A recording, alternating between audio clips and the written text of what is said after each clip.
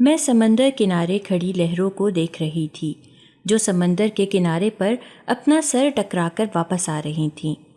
سورج کی روشنی کافی حد تک دھیمی ہو چکی تھی، یعنی کہ وہ الوداع کہنے کے لیے تیار تھا۔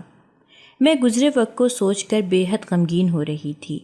میں یہاں کسی پکنک کے لیے نہیں آئی تھی، بلکہ میرا گھر ہی سمندر کے قریب تھا۔ جب دل بھر آتا تو یہاں پر آ جاتی تھی۔ سمندر کے شور سے اپنی ذات کا شور دب جاتا اور دل کو بے حد سکون محسوس ہوتا۔ ابھی میں اپنی ذات کے خلا سے چھٹکارا حاصل کرنے کا سوچ ہی رہی تھی کہ محسن بھاگا بھاگا میرے پاس آیا تھا اور آتے ہی پھولی سانسوں کے درمیان مجھ سے کہا تھا، باجی عالیہ، باجی افسانہ بے ہوش ہو گئی ہے۔ میں اس کی بات سن کر ششدر رہ گئی تھی۔ یہ کیسے ہو سکتا تھا؟ ابھی تو میں اسے ہنستا بولتا گھر میں چھوڑ گئی تھی، وہ بے ہوش کیسے ہو گئی تھی؟ میں فوراً سے اٹھی اور بھاگتے دوڑتے گھر کی طرف آ گئی۔ گھر میں داخل ہوتے ہی دیکھا کہ چچی جان اس کے پاس کھڑی ہیں اور باقی سب بالکل نارمل رویہ اختیار کیے ہوئے تھے۔ میری بہن افسانہ جو محض 14 برس کی تھی، مرکزی ہال کے بیچوں بیچ بے ہوش پڑی تھی اور کسی کو کوئی فرق نہیں پڑ رہا تھا۔ چچی جان بھی محض جائزہ لینے کے لیے کھڑی ہوئی تھیں۔ کسی نے اتنی زحمت نہیں کی تھی کہ پانی کے چھینٹے مار کر ہی اسے اٹھائیں۔ میں نے فوراً سے پاس پڑا پانی کا گلاس اٹھایا اور اس کے چہرے پر چھینٹے مارے، لیکن وہ گہری بے ہوشی میں تھی، اٹھ ہی نہیں رہی تھی۔ میں نے اسے سہارا دے کر اپنے کمرے میں لے آئی تھی اور اسے وہاں لٹا دیا تھا۔ اب میں آہستہ آہستہ چہرے پر پانی چھڑک چھڑک کر اسے آوازیں دے رہی تھی، افسانہ اٹھ جاؤ، کیا ہو گیا ہے تمہیں؟ تقریباً 15 منٹ بعد اسے ہوش آیا تھا۔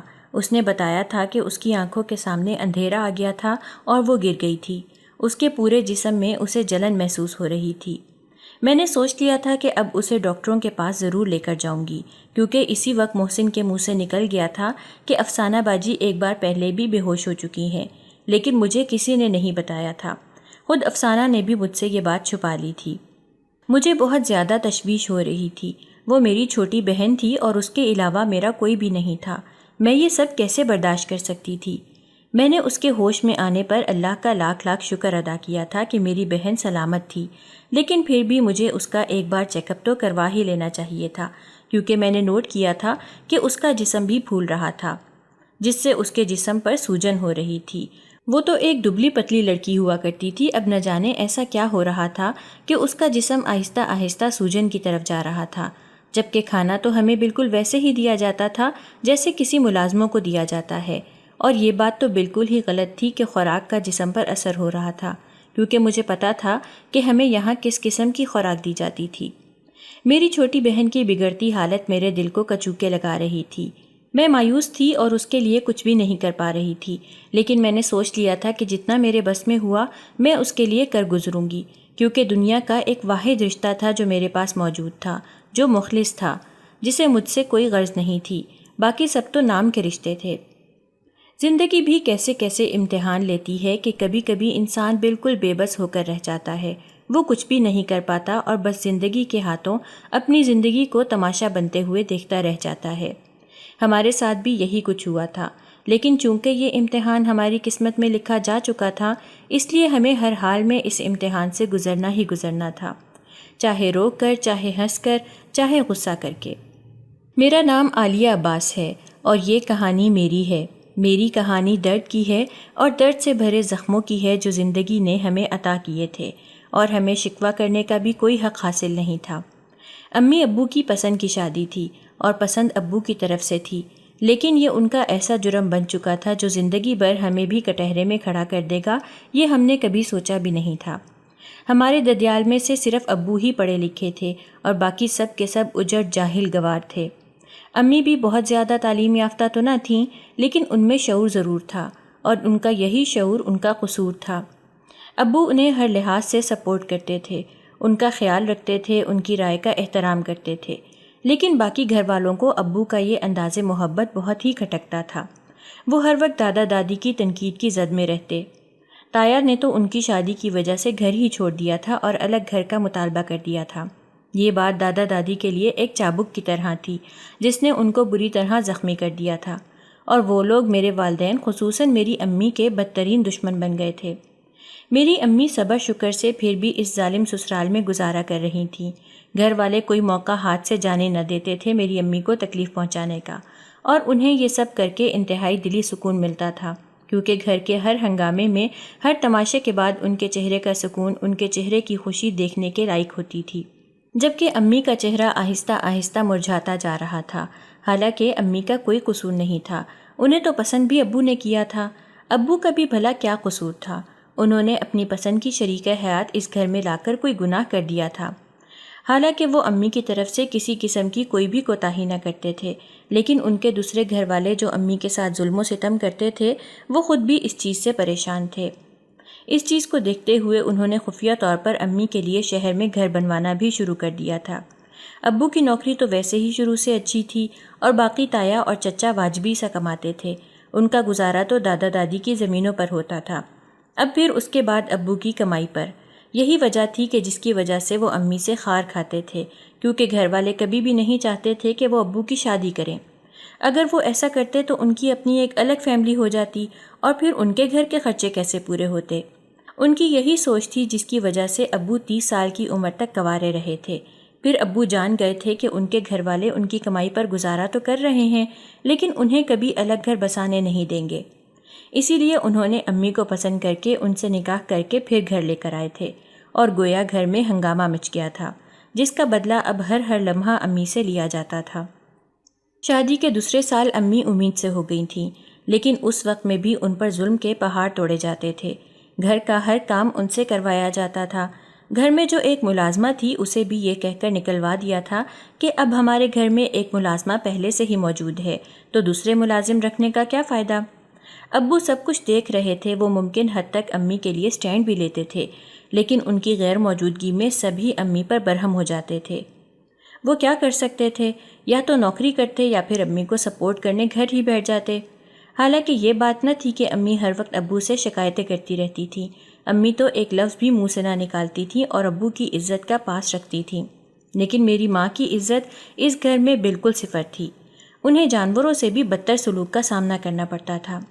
ایک بار تو حد ہی ہو گئی تھی، میری پیدائش کا وقت قریب تھا اور انہوں نے امی کو پورا گھر دھونے کے لیے کام پر لگا دیا تھا، اور یہ حکم دادی کی طرف سے تھا۔ باقی چچی جان کو دادی نے کمرے میں آرام کرنے کا حکم دیا تھا۔ امی نے ابھی ادھورا کام ہی کیا تھا کہ ان کی طبیعت خراب ہونے لگی تھی، لیکن پھر بھی ان کو رحم نہیں آیا تھا۔ امی نے منع کر دیا تھا کہ وہ مزید کام نہیں کریں گی، ان کی حالت اس بات کی اب مزید اجازت نہیں دے رہی تھی۔ اب امی کا صبر بھی جواب دے دیا تھا۔ کیا انہوں نے نکاح کر کے کوئی بہت بڑی غلطی کر دی تھی جس کی سزا انہیں اس صورت میں دی جا رہی تھی؟ امی کا انکار اور دادی کا اصرار یہ تماشے کی صورت اختیار کر رہا تھا، یہاں تک کہ دادی نے امی پر ہاتھ اٹھانے کی بھی کوشش کی تھی۔ یہ منظر ابو نے اپنی آنکھوں سے دیکھ لیا تھا۔ اتفاق سے وہ گھر میں کسی کام سے جلدی آ گئے تھے، اور یہ سب دیکھ کر انہیں اندازہ ہو گیا تھا کہ ان کی بیوی ایک جنت میں نہیں بلکہ ایک جہنم میں گزارا کر رہی ہے، اور ہر حال میں انہیں اس جہنم سے نجات دلانا ہے۔ ابو نے سوچ لیا تھا کہ وہ امی کو اس جگہ سے بہت دور لے جائیں گے، اور اس مقصد کے لیے انہوں نے شہر میں ایک پلاٹ بھی خرید لیا تھا۔ اس دوران میری پیدائش ہو گئی تھی۔ میں محض چند مہینوں کی تھی کہ چچا نے ایک بڑا کارنامہ سر انجام دے دیا تھا۔ انہوں نے پاس والے گاؤں کے نمبردار کے بیٹے کو قتل کر دیا تھا۔ اب صحیح معنوں میں دادا دادی کا ماتھا ٹھنکا تھا۔ انہوں نے کیسی تربیت کی تھی یہ اب انہیں اندازہ ہو رہا تھا، اور دادا دادی ابو کے پاؤں پڑ گئے تھے کہ وہ چچا کے لیے کچھ کریں۔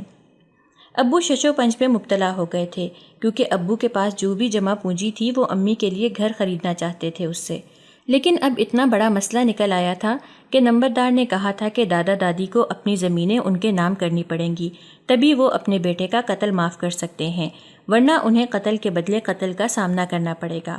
اور دادا دادی کسی طور زمین چھوڑنے کے لیے تیار نہیں تھے، اور نہ ہی وہ یہ چاہتے تھے کہ چچا کو قتل کیا جائے۔ وہ چاہتے تھے کہ ابو جا کر مفاہمت سے کوئی تیسرا راستہ نکال کر آئیں۔ ابو بہت مجبور ہو گئے تھے۔ گھر والے جیسے بھی تھے وہ یہ نہیں چاہتے تھے کہ ان کے گھر سے قتل کے بدلے قتل ہو، چنانچہ انہوں نے اپنی جمع پونجی دادا دادی کے حوالے کر دی، اور وہ اتنی تھی جتنی دادا دادی کی زمینوں کو بیچ کر حاصل کی جا سکتی تھی۔ اب زمینیں بھی محفوظ رکھ گئی تھیں اور چچا بھی قتل ہونے سے بچ گئے تھے۔ اگر کچھ ہوا تھا تو میرے ابو کی جمع پونجی تھی جو ختم ہو گئی تھی، اور میری امی کے لیے ایک آرام دہ گھر کا خواب تھا جو زمین بوس ہو گیا تھا۔ اب ہونا تو یہ چاہیے تھا کہ دادا دادی اور چچا امی ابو دونوں کے شکر گزار بنتے اور ان کے لیے اب آسانیاں پیدا کرتے، لیکن اب مزید وہ میری امی کے دشمن بن گئے تھے اور ابو کے وارے نیارے جاتے تھے۔ ابو کے سامنے امی سے بھی انتہائی محبت سے پیش آتے تھے اور ابو کی غیر موجودگی میں امی کی حیثیت کسی ملازمہ سے بھی بدتر تھی۔ اب وہ ڈبل گیم کھیل رہے تھے اور ابو سمجھ رہے تھے کہ حالات بہتر ہو گئے ہیں۔ امی نے حالات اللہ کے حوالے کر دیے تھے۔ وہ ایک کان سے سنتی اور دوسرے کان سے نکال دیتی تھیں، یعنی اب امی بھی پتھر کی ہو گئی تھیں۔ انہیں ان باتوں سے کوئی فرق نہیں پڑتا تھا۔ اب ان کی ساری توجہ مجھ پر ہوتی تھی اور میری تربیت پر ہوتی تھی۔ یہ سارے حالات دیکھتے دیکھتے میں 8 سال کی ہو گئی تھی اور اسی دوران امی دوبارہ امید سے ہو گئی تھیں۔ اس بار دادا دادی نے امی کو خاص طور پر وارننگ دی تھی کہ اس بار تو بیٹا ہونا چاہیے، کیونکہ چچا کے بھی 4 بیٹے تھے اور تایا کے بھی 3 بیٹے تھے، صرف میں ہی تھی جو بیٹی تھی اس گھر میں۔ لیکن دادی کی سوچ انتہائی محدود تھی اور بیٹوں سے شروع ہو کر بیٹوں پر ہی ختم ہو جاتی تھی، اور اس بات کی دھمکی دی تھی کہ چونکہ ابو سمجھتے ہیں کہ حالات بہتر ہو گئے ہیں اور اب اگر تم نے بیٹی پیدا کی تو ہم تمہاری طلاق کروا دیں گے اور ابو کی دوسری شادی کروا دی جائے گی۔ امی یہ سن کر سہم گئی تھیں۔ امی کو سمجھ میں نہیں آ رہا تھا کہ وہ کیا کریں۔ انہوں نے اللہ سے رو رو کر سجدے میں بیٹا ہی مانگ لیا تھا، کیونکہ دادا دادی کی طرف سے صاف اشارہ تھا کہ اگر انہوں نے بیٹا پیدا کر لیا تو انہیں معافی مل جائے گی۔ لیکن انہوں نے یہ نہیں سوچا تھا کہ انہیں کس بات کی معافی ملے گی۔ انہوں نے تو ایسا کوئی جرم بھی نہیں کیا تھا۔ واقعی اس گھر میں ظلم کی کوئی حد نہیں تھی، چونکہ ان کی ساری حدیں میری امی پر پار ہو گئی تھیں۔ کبھی کبھی تو میں بیزار ہو جاتی اور امی سے کہتی کہ وہ کیوں یہ سب برداشت کر رہی ہیں، تو ان کا ایک ہی جواب ہوتا کہ وقت ان کو بہترین جواب دے گا، اور میں انہیں کہتی کہ تب تک آپ وقت کے بہترین جواب کو دیکھنے کے لیے ختم ہو جائیں گی۔ وہ میری بات پر ہنس پڑتی تھیں۔ اب ان کی دعاؤں کا مرکز یہی تھا کہ اللہ پاک انہیں بیٹا عطا کر دے، لیکن انسان کی آزمائش کتنی طویل ہوگی انسان کو خود بھی پتہ نہیں ہوتا۔ میری ماں کو بھی اس بات کا اندازہ نہیں تھا۔ انہوں نے دوسری بار بھی ایک بیٹی کو ہی جنم دیا تھا۔ اب تو میری امی کو ان پر سے لٹکانے کی دیر تھی۔ اب تو میری امی کو سولی پر لٹکانے کی دیر تھی۔ انہیں سزا سنائی جا چکی تھی، یہاں تک کہ انہیں گھر سے نکل جانے کا حکم دے دیا گیا تھا۔ تب ابو نے پہلی بار ان سب کو وہ سارے حساب چکانے کا کہہ دیا جو میرے ابو نے ان پر خرچ کیا تھا، اور سب کو سانپ سونگھ گیا تھا۔ ابو جان گئے تھے کہ وہ لوگ ذرا بھی نہیں بدلے، بس انہوں نے اپنے انداز بدلے تھے۔ ابو نے پھر سے جدوجہد شروع کر دی تھی اور شہر میں خریدے گئے پلاٹ پر تعمیر شروع کروا دی تھی۔ وہ جلد ہی امی کو اس دوزخ سے دور لے جانا چاہتے تھے۔ 4 مہینے امی نے بہت اچھے نہیں تو سکون سے ضرور گزارے تھے۔ اب یہ لوگ واقعی میں ڈر گئے تھے کہ کہیں عباس ہمیں چھوڑ کر نہ چلا جائے، اس لیے ان کا رویہ 25% بہتر ہو گیا تھا۔ لیکن اب ابو مزید رسک نہیں لے سکتے تھے۔ میں بہت خوش تھی، حالانکہ میں اس وقت 10 سال کی تھی، لیکن مجھے حالات نے وقت سے پہلے بڑا بنا دیا تھا۔ میں لوگوں کی حقیقت جان گئی تھی کہ انسان نے اپنے اوپر کئی نقاب لگائے ہوئے ہوتے ہیں، ان کی کئی پرتیں ہوتی ہیں، بالکل پیاز کی طرح، جسے ہٹانا کسی عام انسان کے بس کی بات نہیں ہوتی۔ اس کے لیے زندگی کا طویل تجربہ چاہیے ہوتا ہے۔ بالآخر وہ دن آ گیا تھا جب ہم اس گھر کو چھوڑ کر جانے والے تھے۔ چاچا تو ابو کے پاؤں پڑ گئے تھے کہ وہ نہ جائیں، لیکن اب پانی سر سے بہت زیادہ اوپر پہنچ چکا تھا۔ ابو نہیں مانے تھے اور ہم لوگ اس گھر سے نکل آئے تھے۔ ابھی ہم گاؤں کے آدھے راستے پر ہی پہنچے تھے کہ ہماری گاڑی پر کسی نے زبردست فائرنگ کروائی تھی۔ ابو کو میرے سامنے کئی گولیاں آ کر سینے میں لگی تھیں اور انہوں نے شاید وہیں دم توڑ دیا تھا۔ امی کی چیخیں مجھے اب بھی اکثر کانوں میں سنائی دیتی ہیں۔ ظالموں نے امی کو بھی نہیں بخشا تھا۔ امی بری طرح زخمی ہو گئی تھیں۔ ہم دونوں معجزاتی طور پر بچ گئے تھے، لیکن ہمارے سر کی چھت ہمیشہ ہمیشہ کے لیے ہمارے سر سے چھن گئی تھی۔ میرے والدین اللہ کو پیارے ہو گئے تھے اور ہمیں ظالم دنیا کے حوالے کر گئے تھے۔ اب ہم مکمل طور پر ددیال والوں کے کرم و کرم پر تھے، اور وہ گھر جو انہوں نے اتنی چاہت اتنی محبت سے بنایا تھا ویران کا ویران ہی رہ گیا تھا، وہ آباد ہی نہیں ہو سکا تھا۔ ابو پر فائرنگ کسی اور نے نہیں، اسی نمبردار نے کروائی تھی جسے دیت کی رقم مکمل طور پر ادا نہیں کی گئی تھی۔ ابو چونکہ چچا کے معاملے میں کردار نبھا رہے تھے، اس لیے انہیں نشانہ بنایا گیا تھا۔ یعنی اگر دیکھا جائے تو میرے چچا ہی میرے ابو کے قاتل نکلے تھے، کیونکہ انہوں نے ہی دیت کی رقم مکمل ادا نہیں کی تھی، اور ابو سے چھپ چھپا کر انہوں نے آدھی رقم اپنے کسی کاروبار میں لگا کر رکھ چھوڑی تھی، جس سے انہیں صرف نقصان ہی ہوا تھا، اور انہوں نے اپنی عزت میں ہمارا زندگی بھر کا نقصان کر دیا تھا۔ ہمیں ہمیشہ کے لیے یتیم کر دیا گیا تھا۔ نہ ہماری ماں بچی تھی اور نہ ہمارا باپ۔ ہم اس بھری دنیا میں بالکل اکیلے رہ گئے تھے۔ اس وقت میری عمر 12 سال تھی اور میری چھوٹی بہن کی عمر محض 5 سال تھی۔ ہم دوبارہ وہیں آ گئے تھے جہاں سے ہم فرار ہونا چاہتے تھے۔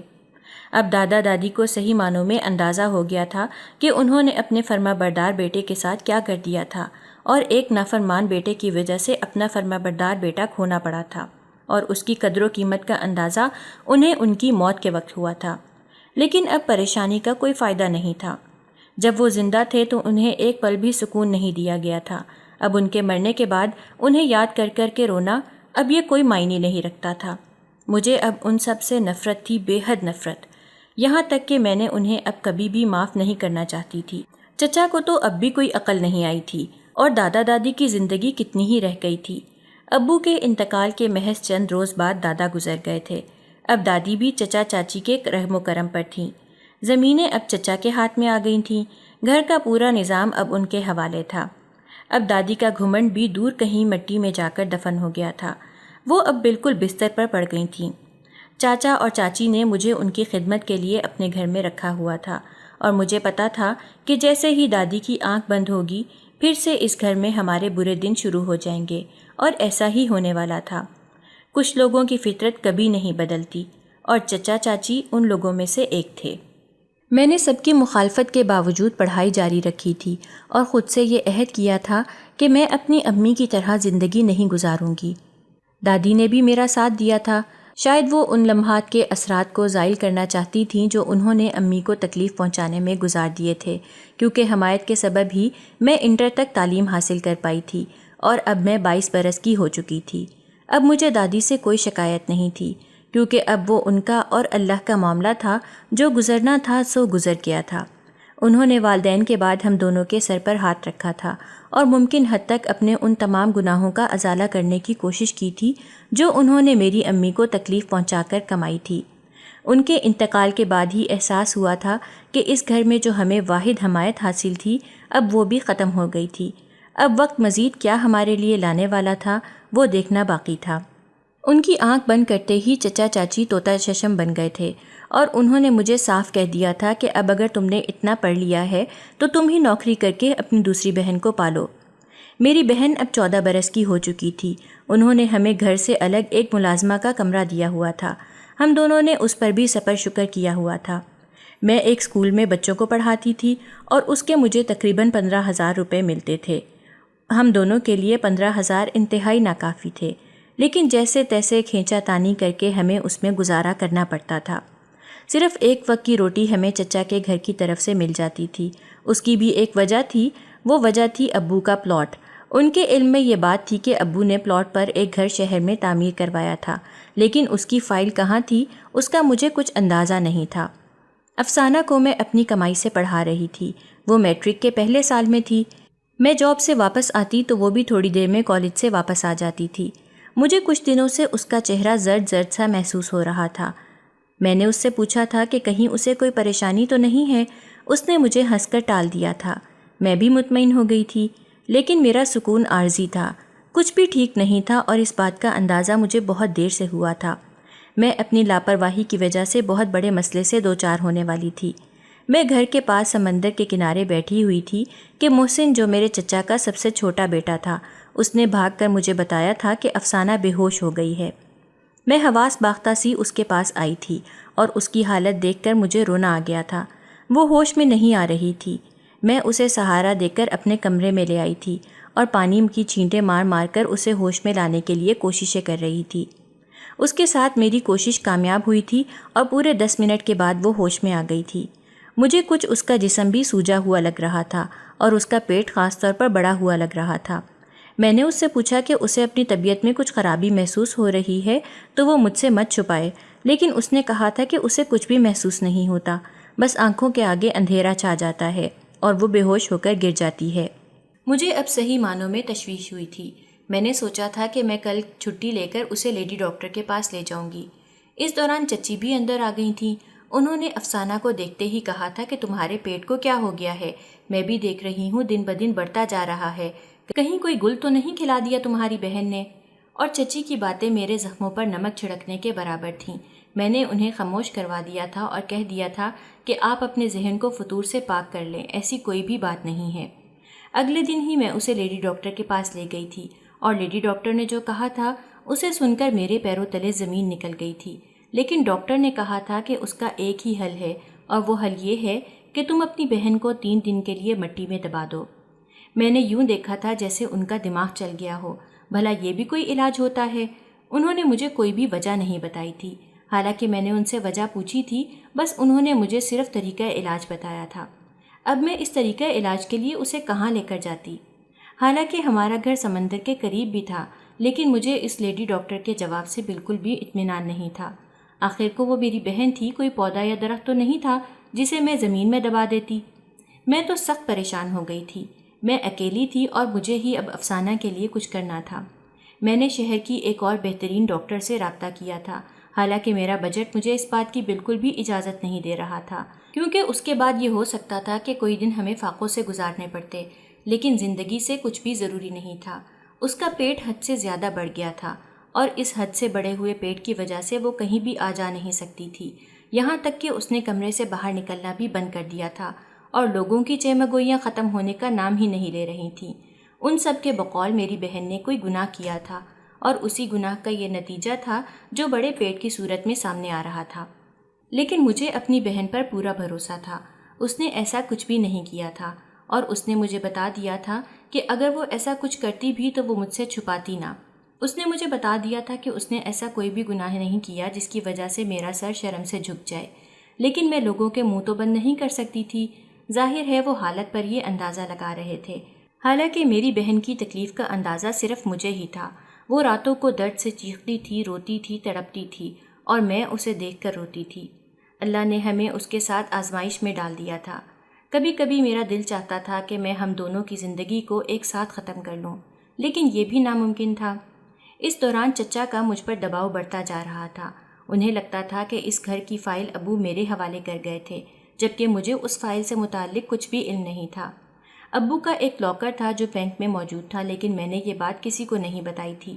مجھے پتا تھا کہ لاکر میں کوئی ایسی چیز ضرور تھی جو برے وقت میں ہمارے کام آنی تھی، اور میں نے ایک دن سب کی نظریں بچا کر اس بینک سے معلوم کر لیا تھا کہ لاکر کے اندر کیا ہے۔ لاکر کے اندر پلاٹ کی فائل اور ہم دونوں بہنوں کے لیے بنوایا گیا سونا موجود تھا، اور مجھے چونکہ اس وقت رقم کی انتہائی ضرورت تھی کیونکہ مجھے افسانہ کا علاج کروانا تھا، اس لیے میں نے اس سونے میں سے 2 سونے کی چوڑیاں اٹھا کر انہیں بیچ ڈالا تھا تاکہ میں اس کا علاج کر سکوں، اور میں اسے لے کر ایک دوسرے ڈاکٹر کے پاس لے آئی تھی۔ اس کے مختلف ٹیسٹ ہوئے تھے، لیکن کوئی خاطر خواہ نتیجہ سامنے نہیں آیا تھا۔ بس ایک چیز ہوئی تھی، اور وہ یہ تھی کہ اس کے درد میں کمی ہو گئی تھی، لیکن سوجن ہنوز موجود تھی۔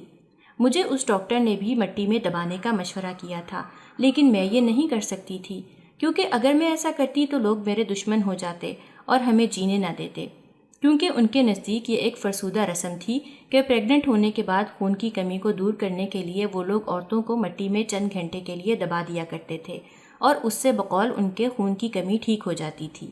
اگر میں ایسا کرتی تو افسانہ کا کردار مشکوک ہو جاتا اور اسے پورے گاؤں میں بد کردار مشہور کر دیا جاتا۔ میں ایسا نہیں چاہتی تھی۔ اس دوران چچا نے مجھ پر ان کے بڑے بیٹے سے شادی کے لیے دباؤ ڈالنا شروع کر دیا تھا۔ میں نے انکار کر دیا تھا، لیکن وہ اپنی ضد پر قائم تھے۔ افسانہ نے مجھے بتایا تھا کہ انہیں پتہ چل گیا ہے کہ گھر کی فائل ہمارے پاس ہے، اس لیے وہ اس شادی کا ڈھونگ رچانا چاہتے ہیں۔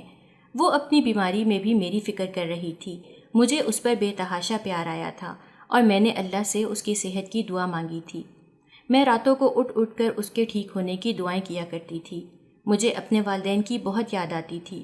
اگر ابو ہوتے تو ہمیں کبھی بھی اس طرح کے حالات کا سامنا نہ کرنا پڑتا۔ وہ ہمیں زمانے کے ہر سرد گرم سے بچا لیتے اور ہم پر آنچ بھی نہ آنے دیتے، لیکن زندگی نے انہیں اتنی مہلت نہیں دی تھی۔ میں جاب سے تھکی ہاری گھر آئی تھی اور افسانہ سو رہی تھی۔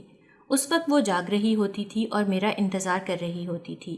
اس وقت اس کا سونا کسی انہونی کی طرف اشارہ کر رہا تھا۔ میں نے اسے کئی آوازیں دی تھیں، لیکن اس نے مجھے جواب نہیں دیا تھا، یعنی وہ آج پھر تیسری دفعہ بے ہوش ہو گئی تھی اور میری جان پر بنائی تھی۔ میں نے اسے ہوش میں لانے کی ہر ممکن کوشش کی تھی۔ وہ نیم غنودگی کسی کیفیت میں تھی۔ تبھی اس نے مجھے اشارے سے بتایا تھا کہ اس کے پیٹ میں شدید درد ہے اور وہ درد سے چیخیں مار مار کر بلند آواز سے رو رہی تھی۔ اس کی تکلیف مجھ سے دیکھی نہیں جا رہی تھی۔ میں حواس باختہ سی پاس والے گھر سے دائی کو بلا لائی تھی۔ دائی نے اس کی حالت دیکھتے ہی مجھے اس کو اپنے گھر لانے کا کہا تھا۔ دوپہر کے 3 بج رہے تھے۔ اس وقت گھر میں سب آرام کرتے تھے، لہٰذا کسی نے مجھے اور افسانہ کو دائی کے گھر جاتے ہوئے نہیں دیکھا تھا۔ میں نے دائی کے سامنے ہاتھ جوڑ دیے تھے کہ میری بہن کو بچا لیں، اس کی حالت غیر ہوتی جا رہی تھی، وہ درد کی شدت سے اپنا سر پٹکتی تھی۔ دائی نے فوراً سے اپنے صحن جو کہ کچا تھا اس کی مٹی کھودنے لگی اور میری بہن کو اس میں دفن کرنے لگی۔ میں ڈر گئی تھی اور دائی کی اس حرکت نے مجھے بے حد خوفزدہ کر دیا تھا۔ وہ کیا کر رہی تھی؟ وہ تو اسے زندہ دفن کر رہی تھیں، اسے موت کے منہ میں دھکیل رہی تھیں۔ میں نے ان کے ہاتھ جھٹکے تھے اور ایک جھٹکے سے اپنی بہن کا ہاتھ کھینچ کر اسے باہر نکالنے کی کوشش کی تھی، لیکن یہ کیا، میری بہن ایک دم سے جیسے ہوش میں آ گئی تھی۔ اس نے مجھے دھکا دے کر دور جانے کا کہا تھا اور بالکل کسی بھیڑیے کی طرح ہیبت ناک آواز میں غرا رہی تھی۔ اس نے مجھے کاٹنے کی کوشش بھی کی تھی، لیکن دائی نے مجھے کھینچ کر پیچھے کر لیا تھا اور ہم دونوں کمرے میں آ گئے تھے۔ دائی نے جلدی سے کمرے کو کنڈی لگا دی تھی۔ میری بہن اس مٹی کے اندر لیٹ گئی تھی اور کسی جانور کی طرح اپنے ہاتھوں سے مٹی کو اڑا رہی تھی۔ میں یہ منظر دیکھ کر ششدر رہ گئی تھی اور منہ پر ہاتھ رکھ کر رو رہی تھی۔ اسے کیا ہو گیا تھا؟ وہ بالکل جانوروں کی طرح حرکتیں کیوں کر رہی تھی؟ اس نے چند منٹ مٹی کو اپنے ہاتھوں سے پنجوں کی مانند اڑایا تھا، اس کے منہ سے جھاگ بھی نکل رہا تھا۔ میں زاروں قطار اس کی حالت دیکھ کر رو رہی تھی اور دائی مجھے دیکھ کر رو پڑی تھی۔ افسانہ کی یہ حالت صرف چند لمحات کے لیے ہوئی تھی، اس کے بعد وہ اسی مٹی پر بے ہوش ہو گئی تھی، بالکل بے سدھ۔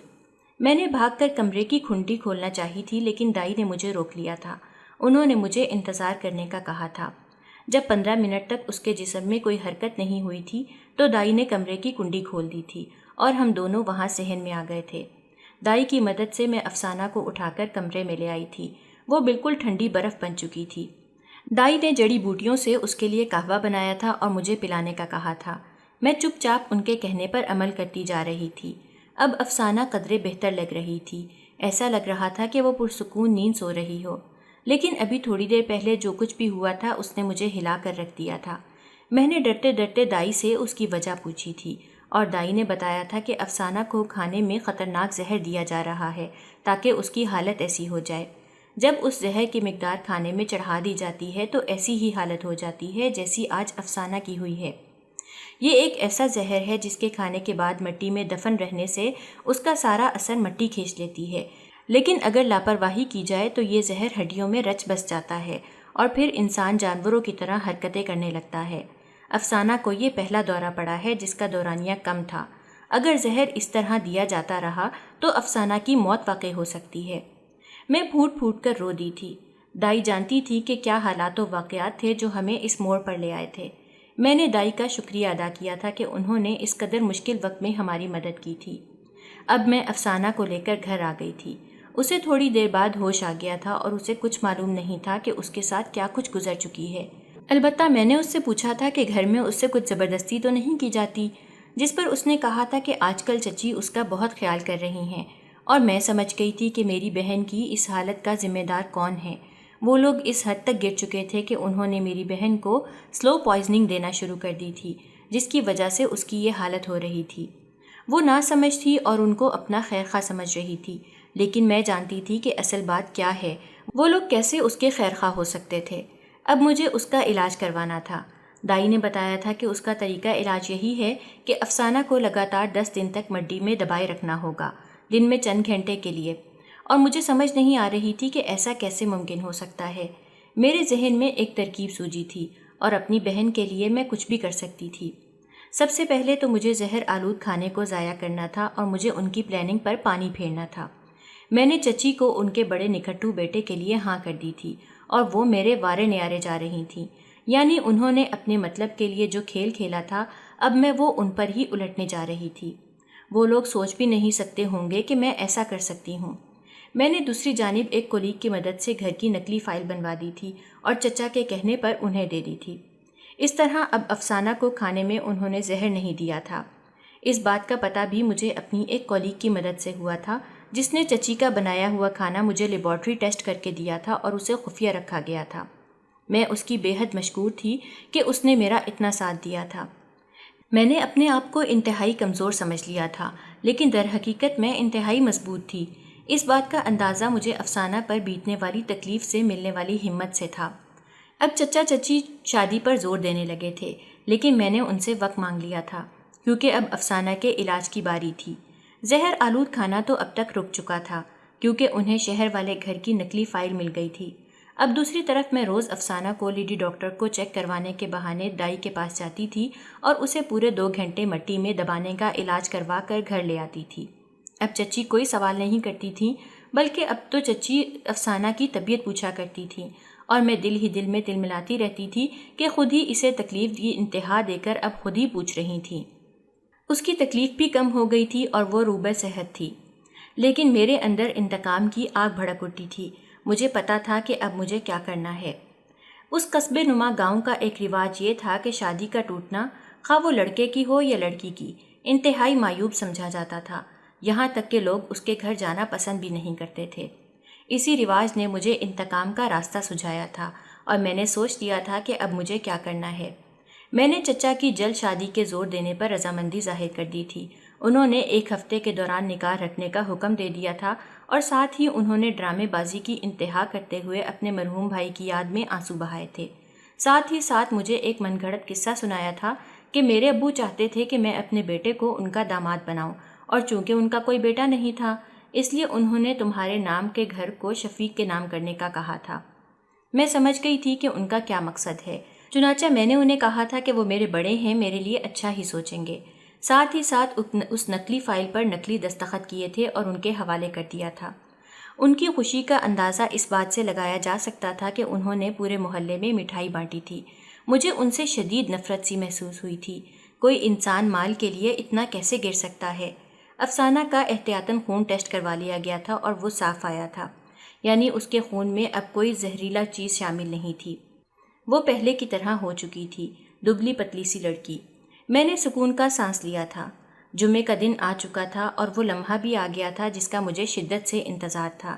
آج میں سارے حساب چکتا کرنے والی تھی۔ مجھے قاضی صاحب کے سامنے بٹھایا گیا تھا۔ وہاں گاؤں کی پنچایت کے لوگ بھی شامل تھے۔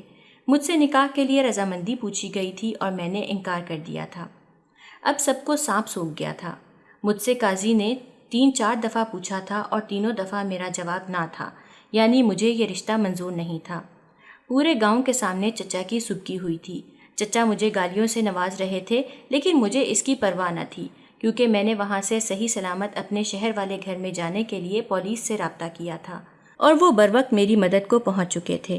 مجھے اور افسانہ کو انہوں نے بحفاظت ہمارے شہر والے گھر میں پہنچا دیا تھا، اور ہم ہمیشہ کے لیے ان سے آزاد ہو گئے تھے۔ چچا اور چچی پر پورے گاؤں والے تھوک رہے تھے، اور وہ لوگ مکمل طور پر گاؤں والوں سے کٹ چکے تھے۔ ان کا مکمل طور پر بائیکاٹ کیا جا رہا تھا۔ چچا چچی کی عزت 2 کوڑی کی بھی نہیں رہی تھی۔ انہوں نے مجھے میرے شہر والے گھر کو لے کر دھمکیوں سے نوازا تھا کہ جلد ہی اس گھر کا قبضہ انہیں مل جائے گا اور تم دونوں کو میں ویسے قتل کروں گا جیسے تمہارے باپ کو کیا تھا۔ پولیس نے ان کا بیان سن لیا تھا، اور وہ لوگ میرے گھر میں ہی تعینات کیے گئے تھے۔ اعتراف جرم کی پاداش میں انہیں عمر قید کی سزا سنائی گئی تھی۔ دوسری طرف ان کے بیٹوں نے یہ گھر کلیم کرنے کے لیے عدالت میں فائل جمع کروائی تھی، اور انہیں منہ کی کھانا پڑی تھی، کیونکہ میں نے عدالت میں ثابت کر دیا تھا کہ ان کی فائل اور دستخط نقلی تھے۔ میں نے اصل فائل جمع کروا کر مقدمہ جیت لیا تھا، اور انہیں دھوکہ دہی کی پاداش میں 10 سال قید کی سزا سنائی گئی تھی، اور میں نے اس دوران سوچ لیا تھا کہ میں بیرون ملک رہائش اختیار کرنے کے لیے جدوجہد کروں گی، اور میں اور میری چھوٹی بہن ہم دونوں یہاں سے بہت دور چلے جائیں گے، تاکہ ان کے جیل سے آزادی کے بعد انہیں یہ معلوم ہی نہ ہو سکے کہ ہم لوگ کہاں ہیں، تاکہ وہ لوگ ہمیں انتقام کا نشانہ نہ بنا سکیں۔ ان کے گھر کو یوں اس طرح برباد دیکھ کر میرے جسم کو ایک سرشاری کی سی کیفیت محسوس ہوئی تھی، اور میں نے امی کے ساتھ کی گئی زیادتیوں اور ابو کے قاتلوں کا بدلہ لے لیا تھا۔